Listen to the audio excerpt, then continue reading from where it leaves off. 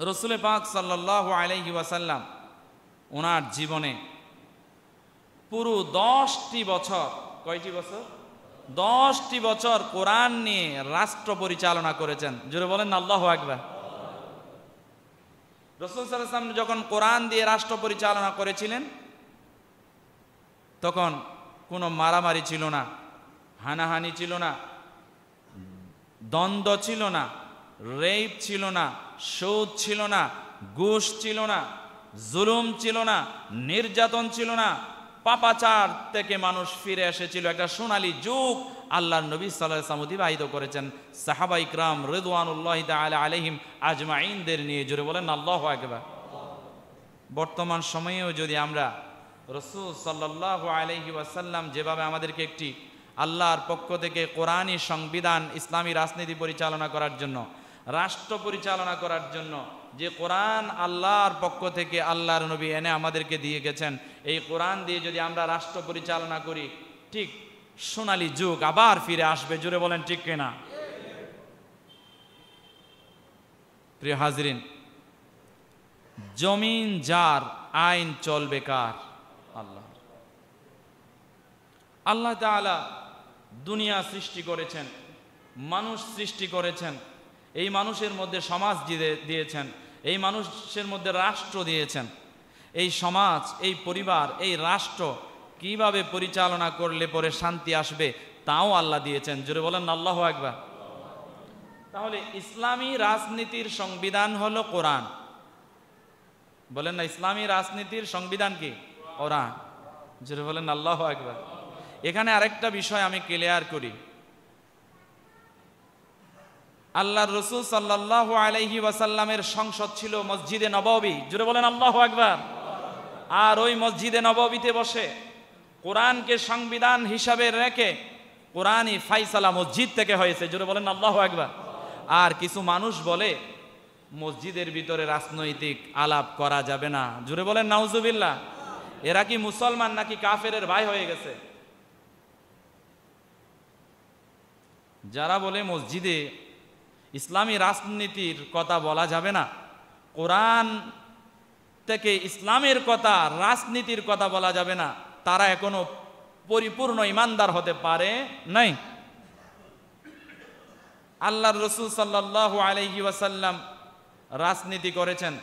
হযরত ওমর রাদিয়াল্লাহু তাআলা আনহু রাষ্ট্র পরিচালনা করেছেন, রাজনীতি ছাড়া করেছেন। হযরত আবু বকর সিদ্দিক রাদিয়াল্লাহু তাআলা আনহু রাষ্ট্র পরিচালনা করেছেন কোরআনকে সংবিধান রেখে। হযরত উসমান রাদিয়াল্লাহু তাআলা আনহু রাষ্ট্র পরিচালনা করেছেন কোরআনকে সংবিধান রেখে। হযরত আলী রাদিয়াল্লাহু তাআলা আনহু রাজনীতি করেছেন কোরআনকে সংবিধান রেখে।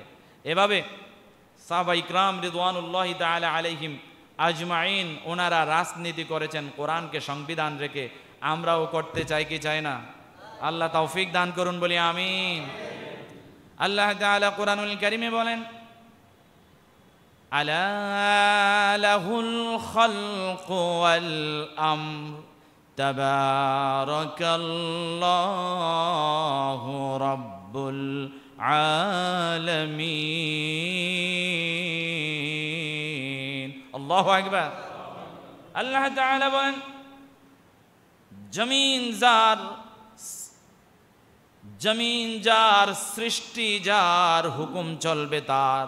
আল্লাহ বলছেন আলা লাহুল খালক, সাবধান, জমিন সৃষ্টি যার, আলা লাহুল খালক সৃষ্টি যার, ওয়াল আমর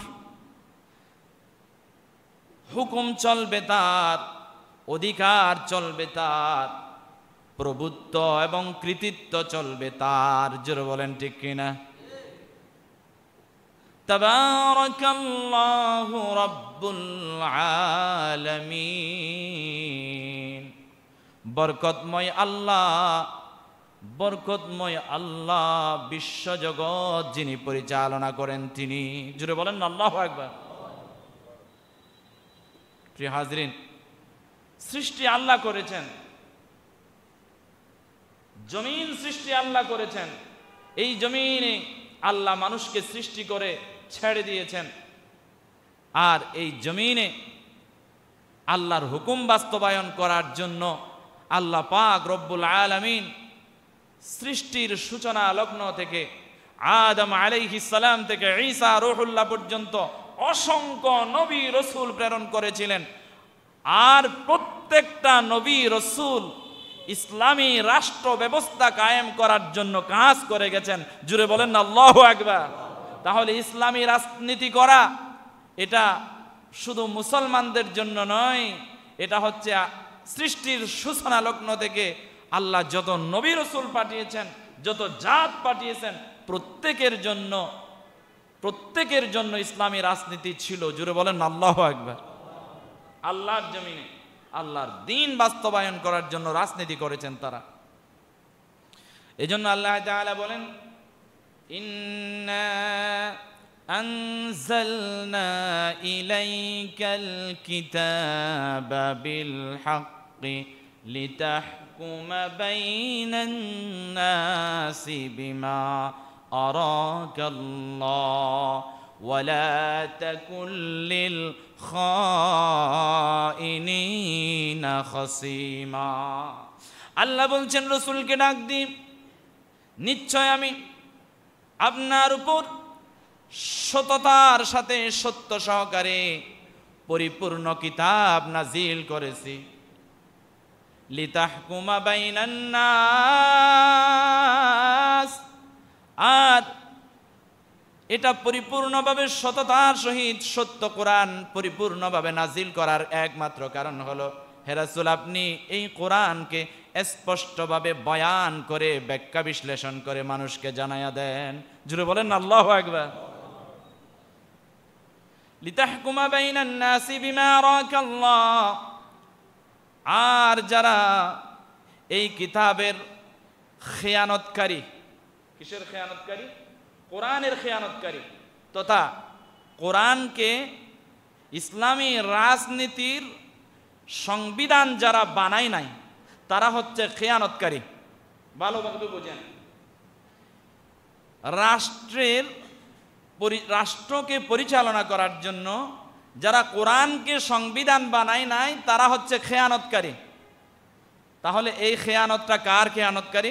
আল্লাহর কোরআনের খেয়ানতকারী।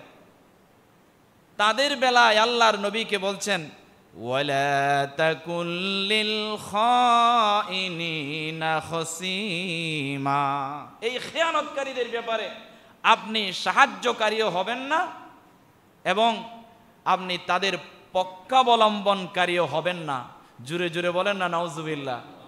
তাহলে বোঝা যায় আল্লাহ যে সত্য সহকারে যে কোরআন, পরিপূর্ণ কোরআন আল্লাহর নবীর উপরে প্রেরণ করেছেন, এ কোরআন আল্লাহ রাসূল সাল্লাল্লাহু আলাইহি ওয়াসাল্লাম ব্যাখ্যা বিশ্লেষণের মাধ্যমে তন্ন তন্ন করে আল্লাহ রাসূল বয়ান করে পৃথিবীবাসীর জন্য রেখে গেলেন।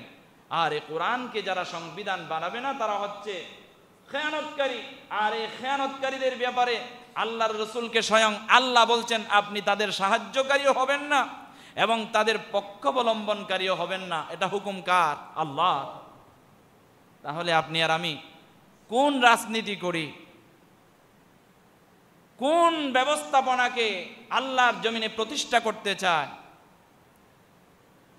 এটা একটু আমাদের গবেষণা করার দরকার আছে না নাই? আল্লাহ আমাদের তৌফিক দান করুন বলি আমিন।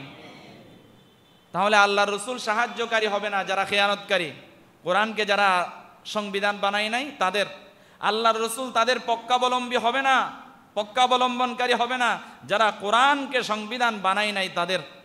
তাহলে যারা কোরআনকে সংবিধান বানাতে চায় না আপনারা কি তাদের পক্ষে যাবেন? নাকি আর যারা আল্লাহর জমিনে কোরআনকে সংবিধান বানায়া ইসলামী রাজনীতির মাধ্যমে এই জমিনকে পাক এবং পবিত্র করতে চায় তাদের পক্ষে থাকবেন? এটা আপনার সিদ্ধান্ত।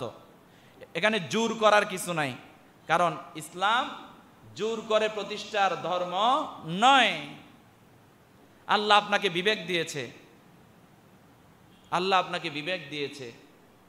কোরআন যেহেতু বলছে ইসলামী রাজনীতি কোরআনে আছে, তাহলে ইসলামী রাজনীতি নিয়ে যখন কেউ কথা বলবে এই কথা থামিয়ে দেওয়ার, এই কথা বন্ধ করে দেওয়ার আল্লাহর রাসূল সাল্লাল্লাহু আলাইহি ওয়াসাল্লাম যেহেতু সংসদ বানিয়েছেন মসজিদে নববীকে এবং সংবিধান বানিয়েছেন কোরআনকে, এই কোরআনের সংবিধান নিয়ে যদি, কোরআনের কথা যদি মসজিদে বলা হয়, কেউ যদি বলে মসজিদে রাজনৈতিক আলাপ করা যাবে না, তাহলে বর্তমান সময়ে এরকম বলার মতো সাহস কেমনে পায়?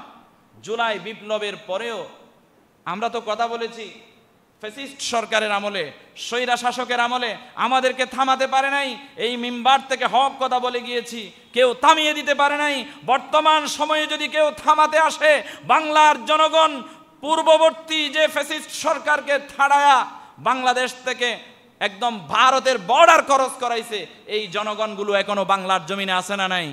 তারা আবারও সোচ্চার হবে ইনশাআল্লাহ। প্রিয় হাজরিন, আল্লাহ পাক রব্বুল আলামিন কোরআনুল কারীমে আরো কি বলছে আমরা দেখি। আল্লাহ তাআলা বলছেন, ইউদাব্বিরুল আমরা মিনাস সামাই ইলাল আরদি সুম্মা ইয়ারুজু ইলাইহি ইয়াউমিন কানা মিকদারুহু আলফ সানাতিন মিম্মা তাউদ্দুন। জোরে বলেন আল্লাহু আকবার। আল্লাহ তাআলা আসমান এবং জমিনের সব ব্যবস্থাপনা পরিচালনা করেন আরশে আজিম থেকে। জোরে বলেন ঠিক কিনা? সুম্মা ইয়ারুজু ইলাইহি ইয়াউমিন কানা মিকদারুহু আলফ সানাতিন মিম্মা তাউদ্দুন। এমন একটা দিন আবার আসবে, ওই মানুষগুলোকে আবার ফিরে যেতে হবে, এমন ভাবে ফিরে যেতে হবে, ইয়াউমিন কানা মিকদারুহু আলফ সানাতিন মিম্মা তাউদ্দুন। মানুষের গণনায় ওই একটা দিন হবে 1000 বছরের মতো। জুড়ে বলেন আল্লাহু আকবার। অন্য বর্ণনায় অন্য প্রসঙ্গে পরকালীন সেই সময়ের কথা, একদিনের কথা বলেছেন, মিকদারুহু 50 আলফ সানা, 50,000 বছরের মতো। জুড়ে বলেন আল্লাহু আকবার।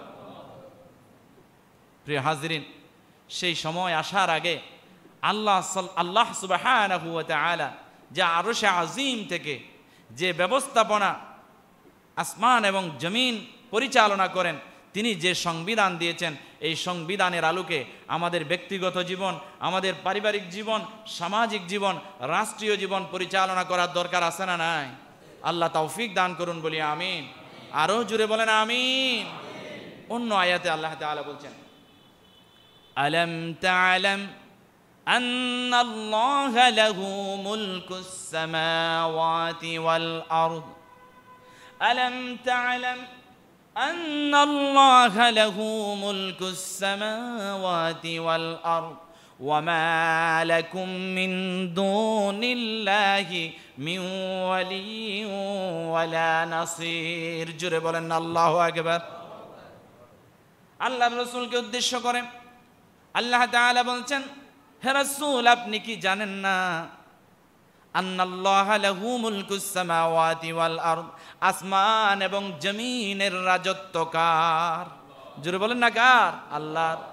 وما لكم من دون الله من ولي ولا نصير। আল্লাহ ছাড়া কোনো অভিভাবক তোমাদের নাই, আল্লাহ ছাড়া কোনো সাহায্যকারীও তোমাদের নাই। কার কথা? আল্লাহর কথা। সুতরাং আল্লাহ ছাড়া যেখানে আপনার আমার কোনো সাহায্যকারী নাই, আল্লাহ ছাড়া যেখানে এই জমিনে কোনো অভিভাবক নাই, আল্লাহই সর্বশ্রেষ্ঠ অভিভাবক, আল্লাহই সর্বশ্রেষ্ঠ সাহায্যকারী, তাহলে এখানে ভয় করে বিড়ালের মতো বাঁচার দরকার নাই, বাঘের মতো, সিংহের মতো বেঁচে থাকবো। জোরে বলেন ঠিক কিনা? আল্লাহর জমিনে আল্লাহর রাজ, কোরআনের রাজ কায়েম করতে গিয়ে যত বাধা আসুক না কেন, যত মাইর আসুক না কেন,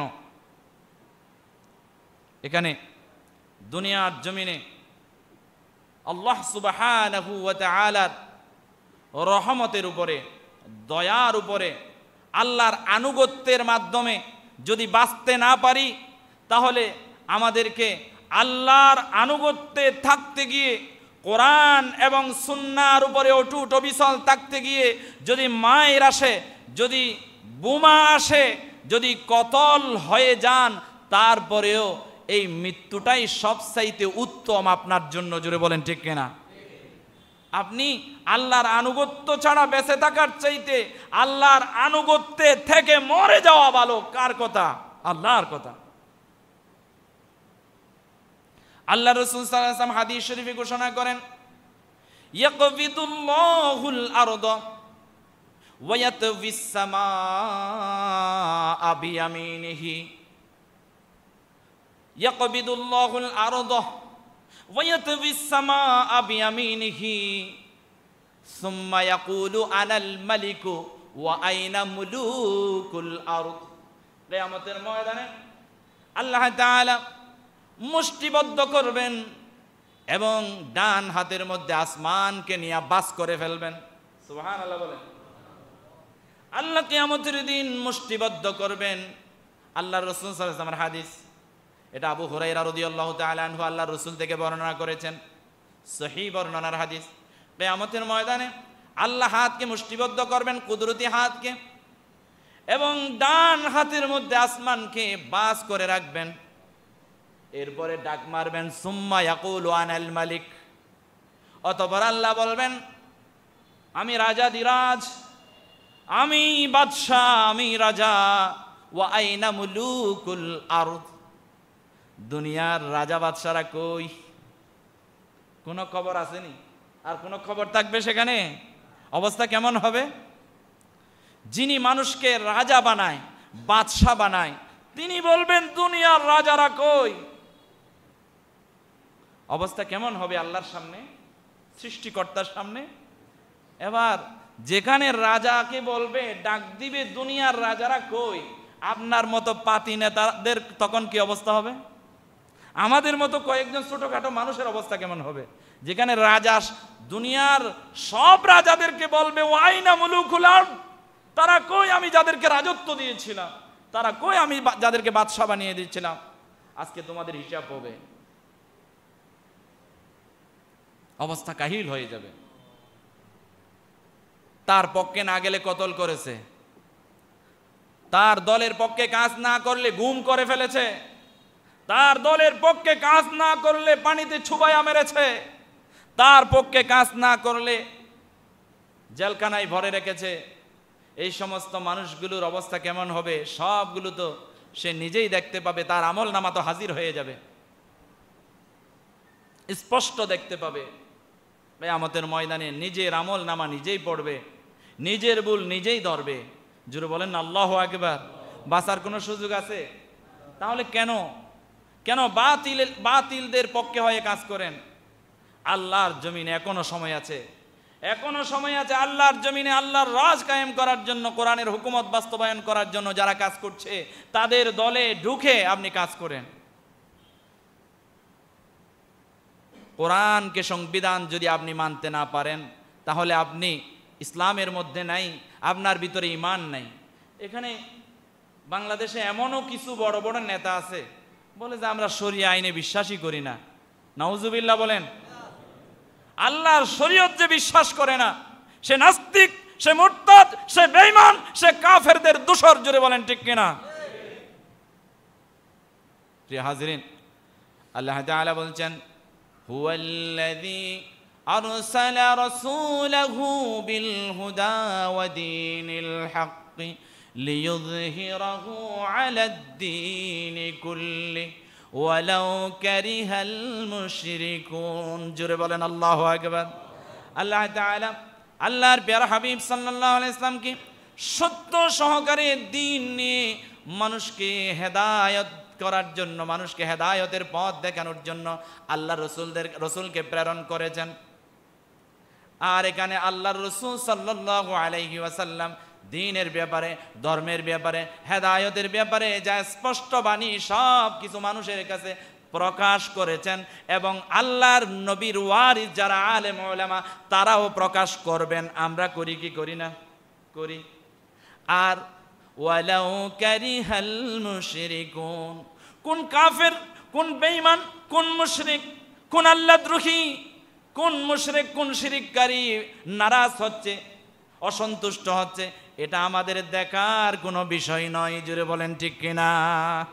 এটা আমাদের দেখার দরকার নাই।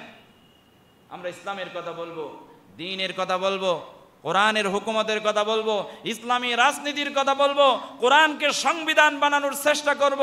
আল্লাহর রাসূল মসজিদকে সংসদ বানিয়েছেন, কোরআনকে সংবিধান বানিয়েছেন। এটা আমরাও ধরে রাখার চেষ্টা করব, আমরাও বলার চেষ্টা করব, আমরাও এটা প্রতিষ্ঠা করার চেষ্টা করব। কোন কাফেরদের দোসর, বেঈমানদের দোসর, মুশরিকদের দোসর কষ্ট পায়, মনে কষ্ট নেই এবং বিরোধিতা করে, এটা দেখার দরকার নেই। হক কথা ছাড়বো না। রিজিক তো শুধু এখানে নয়, এই মিম্বার বাংলার জমিনে লক্ষ লক্ষ মিম্বার তৈরি হয়ে গেছে, জোরে বলেন ঠিক কিনা?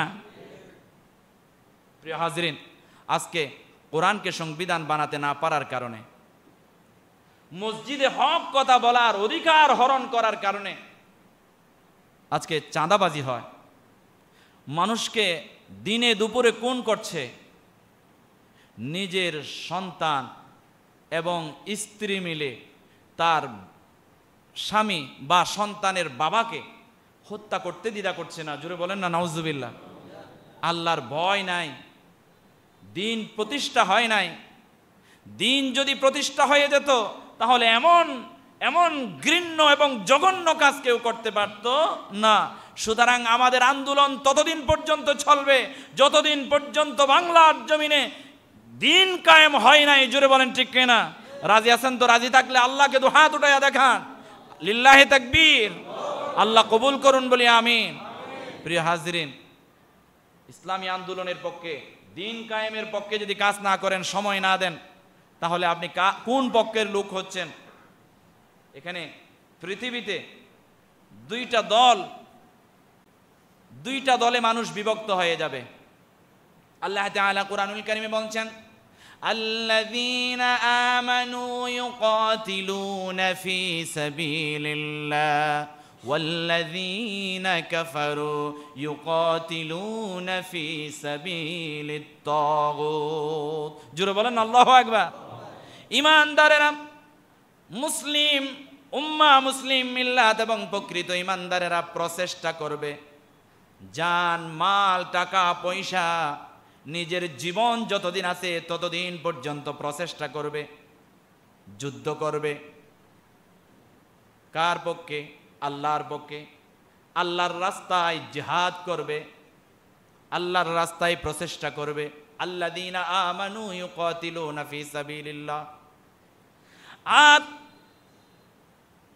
কাফেররা ওয়াল্লাযীনা কাফারু ইউকাতিলুনা ফি সাবিলিত তাগুত, তাগুতের পক্ষে তারা তাগুতের পক্ষে থাকবে এবং তাগুতের পক্ষ হয়ে ইসলামের বিরুদ্ধে, ঈমানদারদের বিরুদ্ধে যুদ্ধ করবে, প্রচেষ্টা করবে। জোরে জোরে বলেন না নাউজুবিল্লাহ।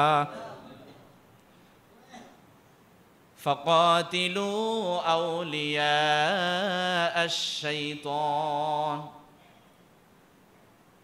আর যারা কাফেররা তাগুতের পক্ষে যারা কাজ করে, তাগুতের পক্ষে যারা যুদ্ধ করে, তারা হচ্ছে শয়তানের পক্ষেই সহযোগিতা করে, শয়তানের পক্ষেই যুদ্ধ করে। জোরে জোরে বলেন না নাউজুবিল্লাহ। ইন্না কাইদাশ শাইতানি কানা দাঈফা। আল্লাহ বলছেন ইন্না কাইদাশ শাইতানি কানা দাঈফা। আর শয়তানদের যত শক্তি, শয়তানদের যত দল, শয়তানদের যত লোক, সকলের সব ষড়যন্ত্র অতি দুর্বল, নগণ্য। জুড়ে বলেন সুবহানাল্লাহ। প্রিয় হাজরিন, এখনো সময় আছে। আল্লাহর রাসূল সাল্লাল্লাহু আলাইহি ওয়াসাল্লাম 10টি বছর দেশ পরিচালনা করেছেন, 10টি বছর রাষ্ট্র পরিচালনা করেছেন কোরআন দিয়ে। আর আপনি কোরআন ছাড়া রাষ্ট্র পরিচালনা করেন, ইহুদি খ্রিস্টানদের আইন বাস্তবায়ন করার কাজ করেন, তাহলে আপনাকে আমি মুসলমান বলতে পারি না অন্তত। প্রিয় হাজরিন, আল্লাহর রাসূল সাল্লাল্লাহু আলাইহি ওয়াসাল্লাম অন্য হাদিসে বলেন, ইয়াকুম ওয়াসুআ যাতা বাইনাল ফাইন্নাহাল খালিকাইন। আল্লাহর রাসূল সাল্লাল্লাহু আলাইহি ওয়াসাল্লাম হাদিস শরীফে ঘোষণা করছেন যে তোমরা বেঁচে থাকো দুইটা দল হতে, তোমরা বেঁচে থাকো দুইটা দল হতে। একটা হচ্ছে রাজনৈতিক শক্তি, অপরাজনৈতিক শক্তি থেকে, অপরাজনৈতিক শক্তি থেকে, এবং তোমরা বেঁচে থাকো রাষ্ট্রীয় আইন, রাষ্ট্রীয় দুঃশাসন থেকে। আল্লাহ রাসূল সাল্লাল্লাহু আলাইহি ওয়াসাল্লাম বেঁচে থাকার কথা বলছেন, না হয় দিন ধ্বংস করে ফেলবে তারা। তার মানে এই যে আমাদেরকে বেঁচে থাকতে হলে, আমাদেরকে জীবিত থাকতে হলে, আমরা যতদিন বাঁচব ততদিন কোরআন এবং সুন্নাহর আইন নিয়ে বাঁচতে হবে। আমাদেরকে রাজনৈতিক শক্তি সহ বাঁচতে হবে। আর যদি এই রাজনৈতিক শক্তি কাফেরদের হাতে তুলে দেন, তাহলে আপনাকে হক কথা বলার অধিকার আর রাখবে না। আপনি যখন হক কথা বলার চেষ্টা করবেন, আপনাকে হয় জেলখানায় ঢুকাবে, আর যদি আপনি হক প্রতিষ্ঠা করতে চান, না হয় আপনাকে দেশ থেকে দেশান্তরে পার করাইয়া দেবে। আরেকটা কাজ করবে তারা, আপনি যদি রাজনীতি করে আপন শক্তিতে, ইসলামিক শক্তিতে বাঁচতে না পারেন, তাহলে আপনি যদি কাফেরদেরকে এই শক্তি আপনি দিয়ে দেন, আপনি যদি পিছপা হয়ে যান, তাহলে আপনাকে কতল করবে। তিনটা কাজ করবে তারা। আপনি যদি ইসলামী রাজনীতি নিয়ে, ময়দানে শক্তি নিয়ে আপন শক্তিতে টিকে থাকতে না পারেন, তাহলে বাতিলের রাজনীতি, কাফেরদের রাজনীতি, কাফেরদের সংবিধান আপনাকে হয়, আপনি হক কথা বলার কারণে আপনাকে কতল করবে। 2 নম্বরে না হয় আপনাকে জেলখানায় ঢুকাবে। 3 নম্বরে আপনাকে দেশ থেকে তাড়াইয়া দেবে। জোরে জোরে বলেন না নাউজুবিল্লাহ। সে সময় আমরা 17 বছর দেখেছি। কয় বছর? কথা বলেন না কেন? এখন কি ভয় আছে? 17 বছর দেখেছি আমরা। আগামীতে যদি এরকম আবার দেখতে চান, তাহলে বাংলার জমিনে কোরআনের রাজনীতিতে বাধা দেবেন, ইসলামী রাজনীতিতে বাধা দেবেন, মসজিদের মিম্বারে হক কথা বলতে আপনি বাধা দেবেন, আর না হয় বাধা দিবেন না ইনশাআল্লাহ। আল্লাহ সুবহানাহু ওয়া তাআলা আমাদের সবাইকে কোরআন এবং সুন্নাহর আলোকে আমাদের জীবনটাকে বাস্তবায়ন করার তৌফিক দান করুন বলি আমিন। আমাদের সমাজ, আমাদের রাষ্ট্রকে কোরআন দিয়ে, কোরআনের আলো দিয়ে রঙিন করবার, সাজাবার তৌফিক আল্লাহ দান করুন বলি আমিন। ওয়া আখির দাওয়ানা আলহামদুলিল্লাহি রাব্বিল